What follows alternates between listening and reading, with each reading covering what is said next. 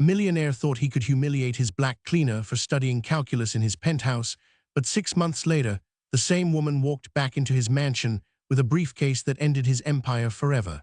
At 3 in the morning, silence wrapped itself around the $30 million penthouse like a velvet glove. The marble floors gleamed faintly under the dim lights of the city skyline filtering through the glass walls. In the middle of that stillness, a small beam of light flickered across the floor. Kesha Williams sat cross-legged on the cold stone, her simple cleaning uniform a stark contrast to the opulence around her. The mop and rags were already stacked neatly in the corner, every surface shining. Her shift had ended hours ago, yet she remained. In her hands, a battered textbook of advanced calculus, pages spread wide, illuminated by a cheap flashlight. The faint scratch of her pencil against a notepad was the only sound in the cavernous space. Then came another sound, heavy steps descending the grand staircase, slow, deliberate, echoing like the toll of a bell in a cathedral. Richard Sterling appeared in silk pajamas, the fabric catching what little light there was, his expression hard and disbelieving. He paused on the last step, his voice slicing through the quiet. "What the hell are you doing here?" His tone wasn't one of curiosity. It was accusation, laced with disdain. Kesha did not flinch. She looked up from her book, the small flashlight beam reflecting in her calm eyes. "Mr. Sterling," she said evenly, her voice steady, "I finished all the cleaning. I was just taking a moment to study before heading home." Richard's laugh was sharp, hollow. "Study? This isn't a library, it's my home. I pay you to clean, not to play student." His words cracked against the marble walls, meant to remind her of her place. He moved closer, the sound of his steps heavy, his presence looming. She slowly closed the book, sliding her $5 calculator back into her bag, every motion deliberate, unhurried. There was no apology in her movements, no panic, only an unsettling composure that unsettled him more than any outburst could. Richard narrowed his eyes, trying to pierce her silence. "Do you have any idea where you are? Do you understand the difference between people like me and people like you?" His height, his money, his tone, all weapons he had used for years to keep others beneath him. He expected her to cower, to apologize, to shrink into nothing. But she didn't. She stood slowly, the book in her hand like a shield, her posture straight, her gaze unwavering. For the first time, something flickered in Richard's chest. Not respect, not fear, something he couldn't name. Kesha tilted her head slightly, studying him with quiet detachment, as though she were the one observing a specimen. Then her lips curved into the faintest trace of a smile. "Interesting perspective, Mr. Sterling." Just 5 words, but they landed with the weight of a threat. Not shouted, not angry, calm, measured, precise. It was the calm of someone who knew more than she should, of someone who had seen storms and survived. Richard felt himself hesitate, a step backward almost involuntary, though he quickly masked it with a sneer. "Pack your things," he snapped. "You're done here." Kesha nodded once, neither surprised nor shaken. She gathered her books with the same dignity she had displayed when she opened them. And as she walked toward the door, the echo of her flashlight clicking off lingered in the air like a warning. Richard watched her leave, unsettled by the strange certainty in her eyes, a certainty that whispered she was not just a cleaner overstepping her bounds. She carried something with her, something he couldn't see but would come to fear. The public library smelled faintly of dust and old pages, a place where time seemed to move slower. The fluorescent lights overhead buzzed weakly, casting a yellow glow that was nothing like the brilliance of Richard Sterling's penthouse. Yet here, surrounded by worn wooden tables and shelves that leaned under the weight of forgotten books, Kesha Williams looked more at home than she ever had on the marble floors of that mansion.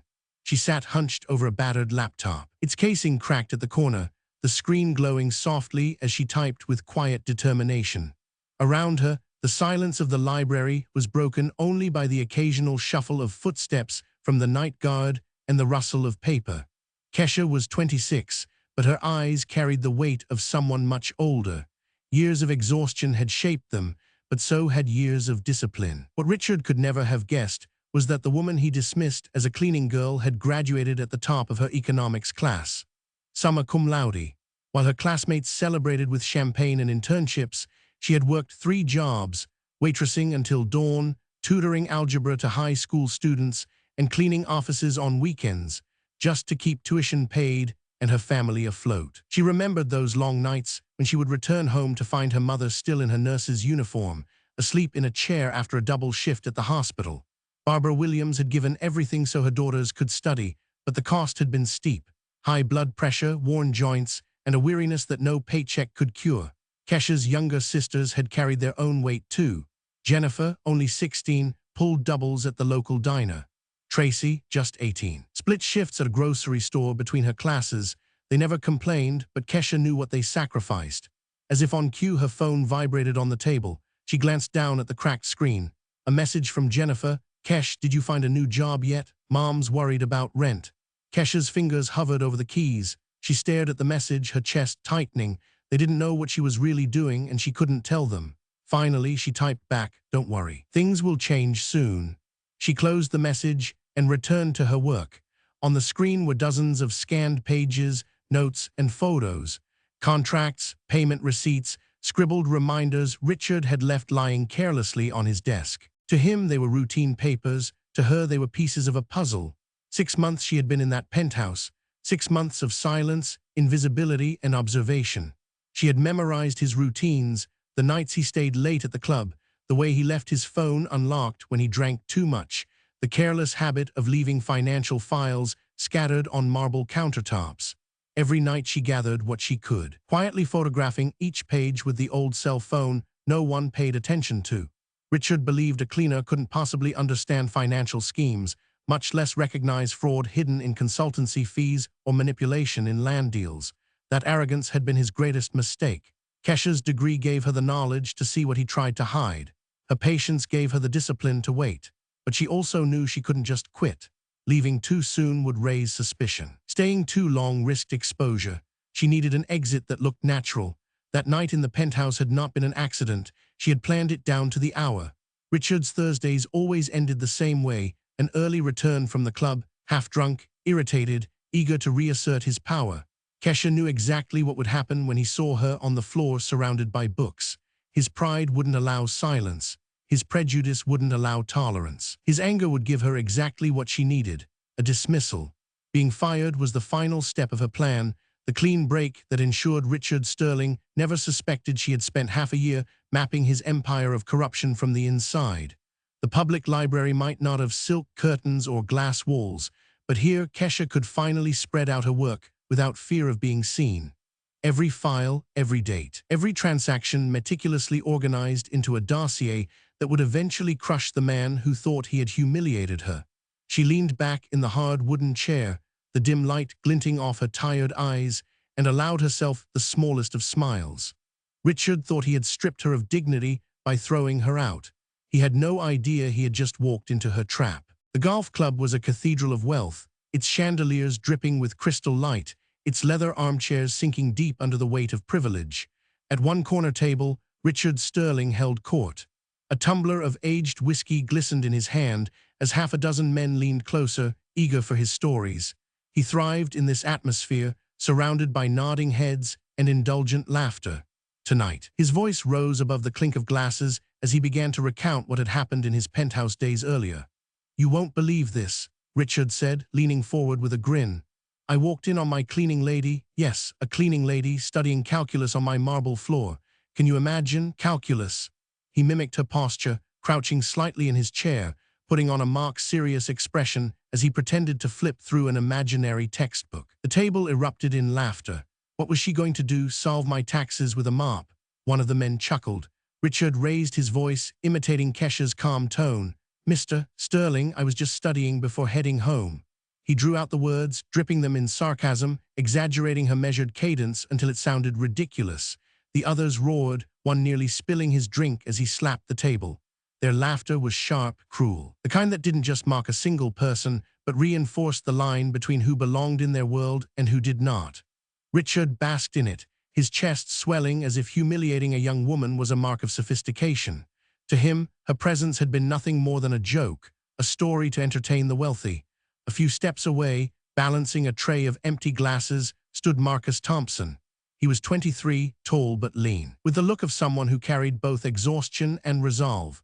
To these men he was invisible, just another waiter working his way through college. But behind his neutral expression, his mind was racing. He knew that name, Richard Sterling. He had been digging into Sterling's real estate empire for 2 years, tracing shell companies, suspicious contracts, and whispered deals that never left a paper trail. He had leads but no proof, only fragments. And now, listening to Richard mock a cleaner for studying calculus in the middle of his penthouse, Marcus felt a jolt of recognition. That wasn't just arrogance. That was a slip. Someone had been inside Sterling's home long enough to study, long enough to see. Marcus set the tray down on the bar and pretended to adjust his bow tie, but his eyes stayed fixed on the man boasting across the room. Richard lifted his glass, smirking. "These people," he sneered, "they don't know their place." She thought she could be something more than what she was hired for. Pathetic. The laughter swelled again, echoing off the high ceilings. Marcus felt his jaw tighten. He had grown up in a neighborhood where people like his mother worked 2 jobs and were still treated like they didn't matter. He knew exactly what that laughter meant, and he knew exactly what kind of man Sterling was. Later that night, as the club emptied and the laughter faded into the clatter of dishes being cleared, Marcus slipped out the side door. The cool night air hit his face, but his mind was already ahead of him. If this cleaner had been in Sterling's house, if she had seen what he left behind, she might hold the missing piece. The next morning, Marcus found her at the public library, seated at the same wooden table where she always worked. He approached cautiously, notebook tucked under his arm, his voice low. "Sorry to bother you," he said. "My name is Marcus Thompson. I'm a journalist. I've been investigating Richard Sterling for years." Kesha looked up, her eyes steady, her expression unreadable. Marcus leaned in just enough so only she could hear. "But you were inside his house." And in that moment, the line shifted. What had begun as humiliation in a penthouse now opened the door to something far more dangerous. The library became their war room. At the corner table where Kesha had once studied alone, now 2 figures leaned over piles of paper and a glowing laptop. Marcus flipped through photographs, his eyes widening with every image. Blurred contracts with suspicious signatures, emails printed from discarded drafts, handwritten notes Richard had left carelessly on marble counters. Each scrap by itself looked ordinary, but together they told a darker story. "This isn't just sloppy bookkeeping," Marcus muttered, his voice low. "These are patterns, payments disguised as consulting fees, contracts awarded before bids were even announced. He's been buying the system." Kesha sat across from him, silent, her pencil moving quickly across a notebook as she organized details by date, amount, and name. "I know," she said softly. "I've been cataloging them for months. Every time he thought I was invisible, I was paying attention." Marcus studied her for a moment, realizing she wasn't just a bystander who stumbled onto evidence. She had built this case with the patience of someone who understood the stakes. In a cheap cafe down the block, they met again the next evening, sitting at a corner booth under a flickering neon light. Coffee cups sat untouched between them as Marcus leaned forward. "We can't just have documents. They'll claim forgery, misunderstanding. We need something undeniable." Something with his face, his voice. Kesha nodded, her eyes steady. "There are cameras in the penthouse, security feeds he never checks. He thinks he's untouchable." The conversation ended when her phone buzzed again. A message from her mother. "Kesh, did you get another cleaning job? We're worried about bills." She froze, staring at the glowing words. When Marcus asked what was wrong, she quickly shut the phone and slid the thick folder of evidence deeper into her bag. "Nothing," she whispered, forcing a smile. "My family doesn't need to know about this, not yet." Later that night, in the cramped apartment she shared with her mother and sisters, the weight of secrecy pressed harder. Barbara stood in the small kitchen, still in her nurse's uniform, eyes weary. "Kesh, did you get another job? You've been coming home late. I don't want you burning out." Kesha froze in the doorway, the folder of documents clutched behind her back. She forced her voice steady. "I'm still looking, Mama. Don't worry." She slipped past quickly to her room, heart pounding, as if hiding contraband. On her desk she spread the papers again, staring at them by the glow of a single lamp. Each page was dangerous. Each page could change everything. Across the city, danger was closing in from the other side. At a lavish dinner party in his penthouse, Richard noticed something that made his smile falter. A folder was missing from his study. He brushed it off at first, assuming one of his assistants had moved it, but the thought gnawed at him. Between champagne toasts and laughter, he excused himself, rifling through drawers. For a brief moment, a flash of suspicion darkened his eyes. If anyone had seen those papers, if they had left the house, he clenched his jaw. Then just as quickly, he smoothed his expression and returned to his guests, arrogance masking the flicker of fear. He had no idea the person who carried his secrets was the one he had already dismissed as beneath him. Days later, Marcus returned to the library with something new. His expression was electric as he set his laptop on the table. "I got into one of the security feeds," he said, turning the screen toward her. Grainy footage played, time-stamped from the very penthouse where Kesha once scrubbed marble floors. Richard Sterling sat in his own living room, a glass of whiskey in hand, as a city official leaned close. The audio was faint, but the words were unmistakable. A promise of fast-tracked permits in exchange for a cash payment. Richard slid an envelope across the table, his smirk caught clearly on camera. Marcus exhaled almost a laugh. This is it, the key, not just documents, not just patterns. His face, his voice, his hands on the money. With this, plus what you've collected, he won't just stumble, he'll fall. Kesha leaned forward, her reflection in the laptop screen overlaying the image of Richard taking the bribe. For months she had carried the weight alone. Now she could almost feel the shift. The trap she had set was closing, and the man who thought she was invisible had just given her the very proof that would destroy him. The night before the storm, Richard Sterling held a glass of 100-year-old scotch in his hand and smiled as if nothing in the world could touch him. The penthouse pulsed with music and laughter, chandeliers blazing against the skyline. Business partners and city officials filled the room, their pockets fattened by the very deals Richard orchestrated. He raised his glass high, his voice booming over the crowd. To another year of growth, gentlemen, untouchable growth. They cheered with him. The sound of crystal clinking against crystal, the kind of arrogance that only comes from believing consequences are for other people. He felt invincible, like the empire he had built on bribes and deception was carved in stone. But when dawn broke, the empire cracked. Richard sat at his breakfast table the next morning, silk robe tied loosely, a plate of untouched fruit at his elbow. He reached for the newspaper, as he always did, expecting to see his name in the business section, celebrating another profitable quarter. What he saw instead drained the color from his face. Front page, above the fold, his photo under a headline that screamed corruption. Millionaire empire built on bribes and fraud. Exclusive documents reveal hidden deals. For a moment, the paper trembled in his hands. He scanned the paragraphs, his heart pounding. Contracts he thought had been shredded. Payments he thought buried under shell accounts. Even a transcript from a recording, his own words promising favors for cash. His phone buzzed violently across the table. He snatched it up. Richard, it's your lawyer. The federal auditors are already on this. They froze 3 of your accounts.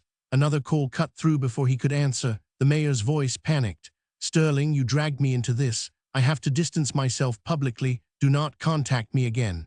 Then another. The bank, Mr. Sterling, your lines of credit have been suspended until further notice. Richard slammed the phone down, only for it to ring again. Investors, partners, everyone he had once charmed or controlled, now fleeing like rats from a sinking ship. He staggered into his office, switching on the television. Every news channel carried the story.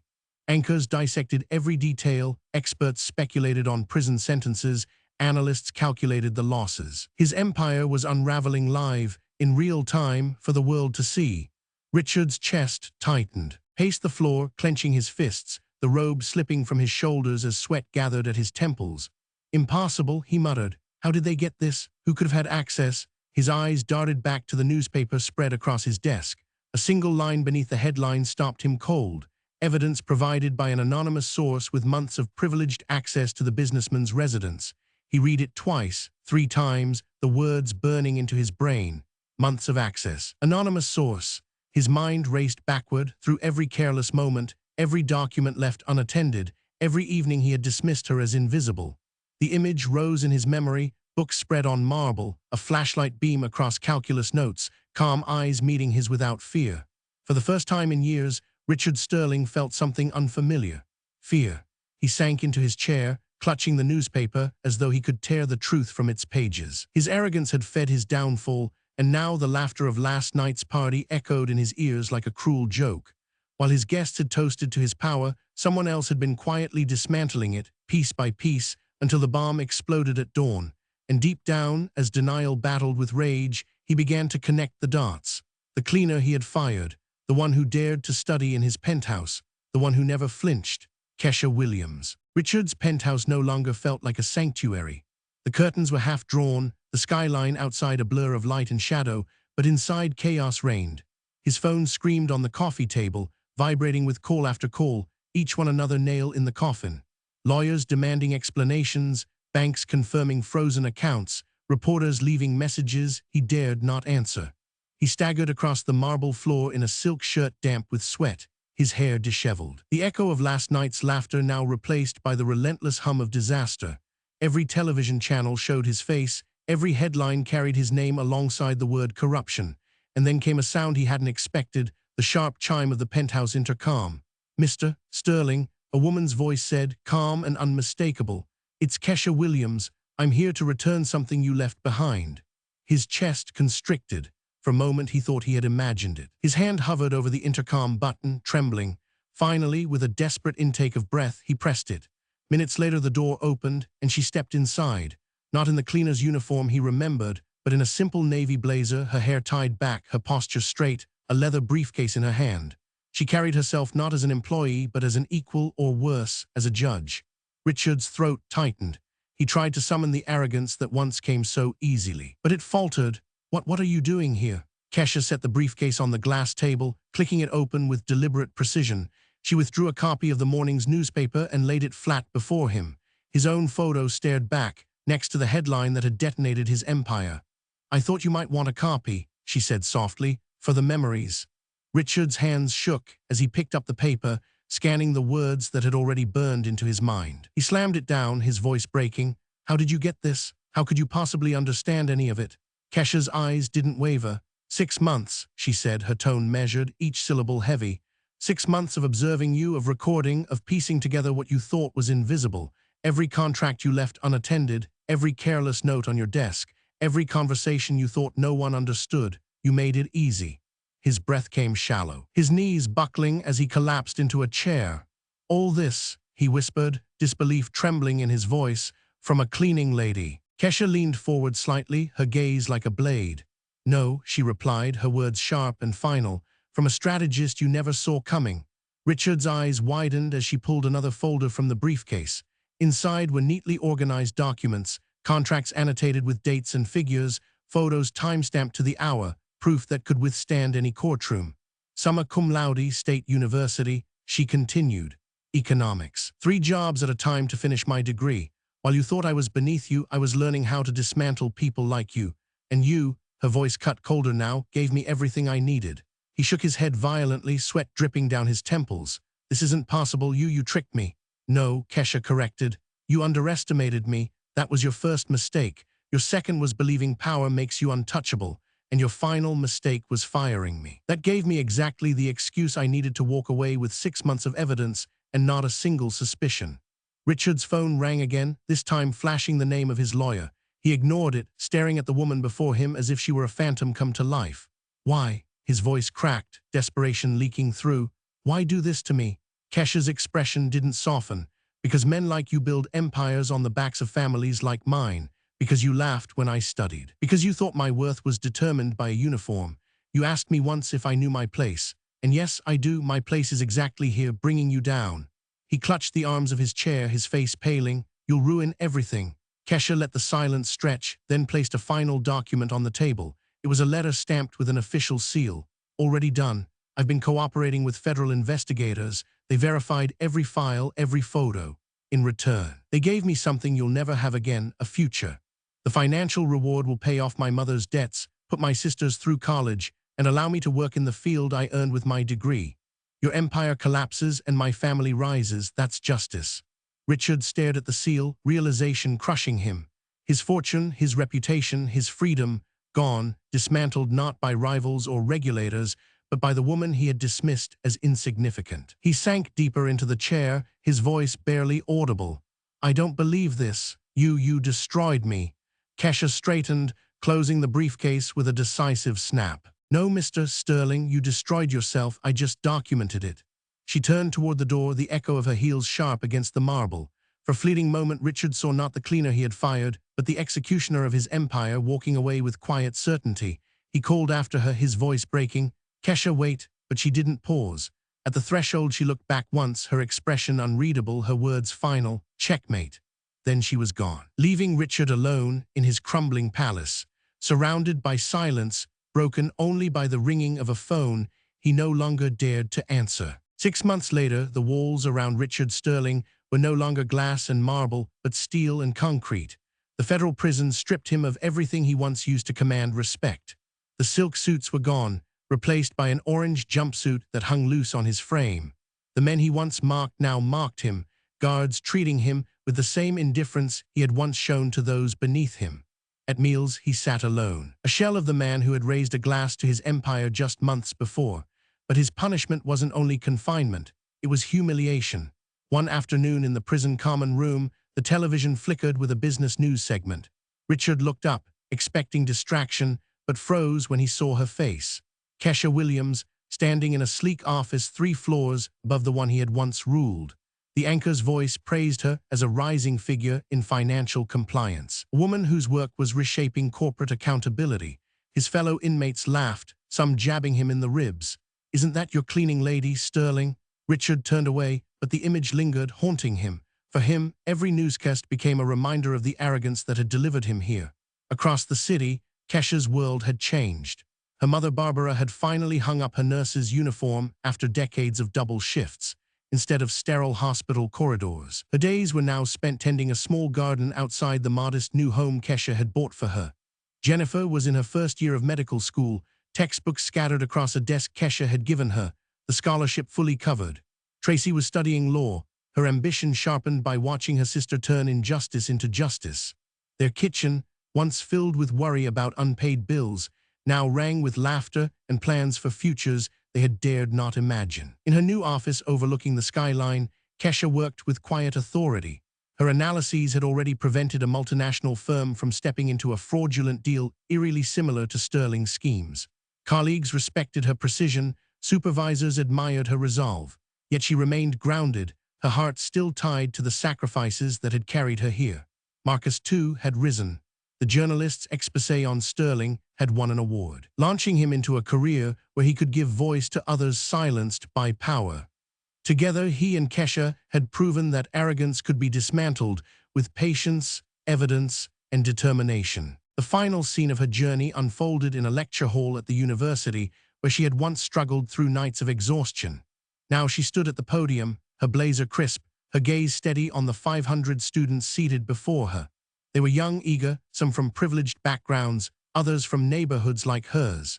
She began to speak, telling her story without embellishment, the story of a woman who had been told to know her place and had redefined it instead. The students listened in rapt silence, some leaning forward, others scribbling notes as if her words carried the weight of survival itself. At the end she paused, her voice calm but resonant. "When that man told me people like me had a place in society, he was right," she said, and a ripple of uneasy laughter passed through the room. She leaned closer to the microphone, her tone sharpening. "Our place isn't where prejudice puts us, it's where determination takes us." The applause that followed was thunderous, students rising to their feet, some with tears in their eyes, others with fire lit in their chests. Far away in his prison cell, Richard heard the same words through the tinny speaker of a television, his hands clenching into fists as the realization sank deeper. He had tried to define her limits. Instead, she had become the catalyst for change. The domino effect of her story rippled outward. Companies across the city began reevaluating hiring practices, implementing diversity and inclusion programs they had long resisted.